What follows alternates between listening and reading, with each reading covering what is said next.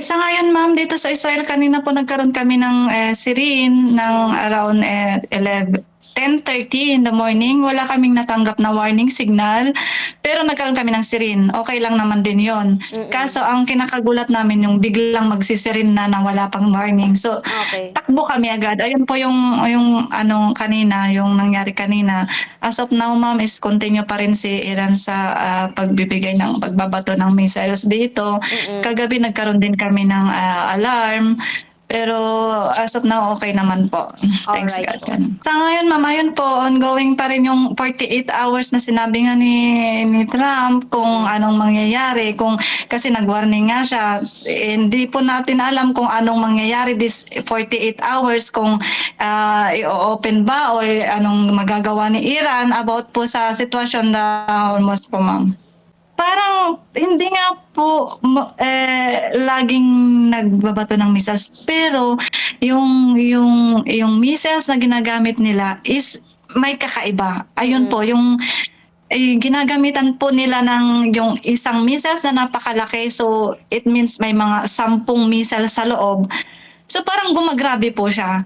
Ayun po Okey. yung nangyayari sa'min. So parang, kung nag-bomb ng isa, so automatic may magba-bomb pa na isa sa taas. So Mm. yun po yung pagkakaiba nung last kaysa ngayon. So parang, gumagawa si Iran ng, dinadagdagan niya para yung mga tao ay wala na.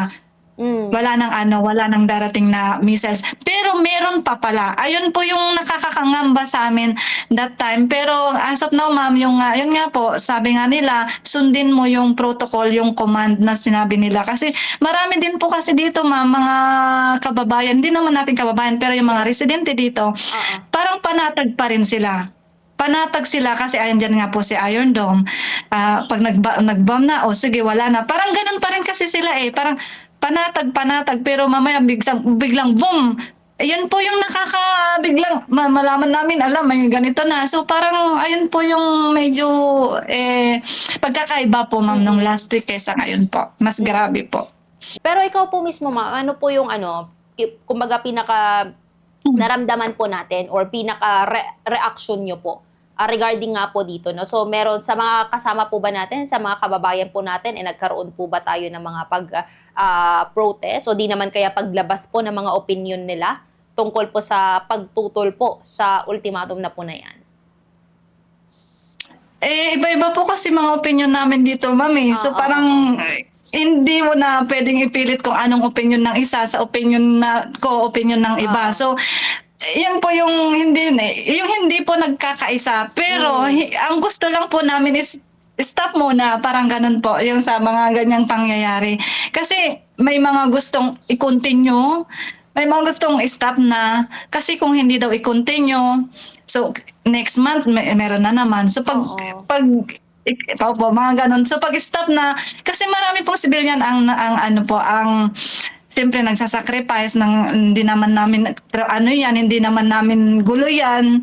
Pero kaming inosente bakit nadadamay? So Mm. ayun po, yung parang nagre-reflect din naman na hindi kami pare-parehas ng opinyon ma'am sa pangyayari ng about diyan po. So ano po ma'am, nag-antay pa rin po kami ng decision po kung ano pong puwede naming gawin dito. As of now ma'am, wala pa naman po dito sa embahada ng Israel kung wala naman pong sinabi na, ganito, ganyan. Wala pa naman po ma'am. Waiting pa rin po kami.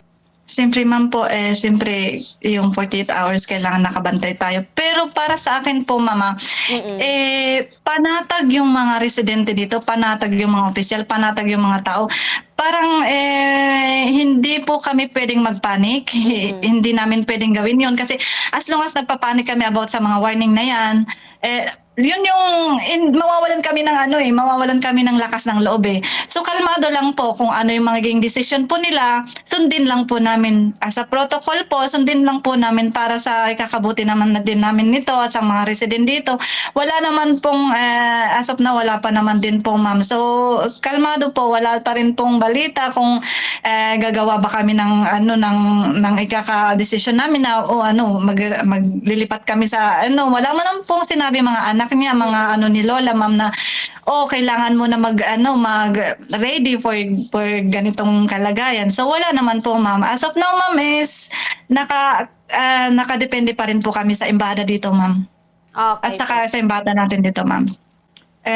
Sa aking mga kababayan dito, ayun nga po, safety person din yung protocol, ma'am, kasi sobrang grabe na po ang nangyayari dito, ma'am.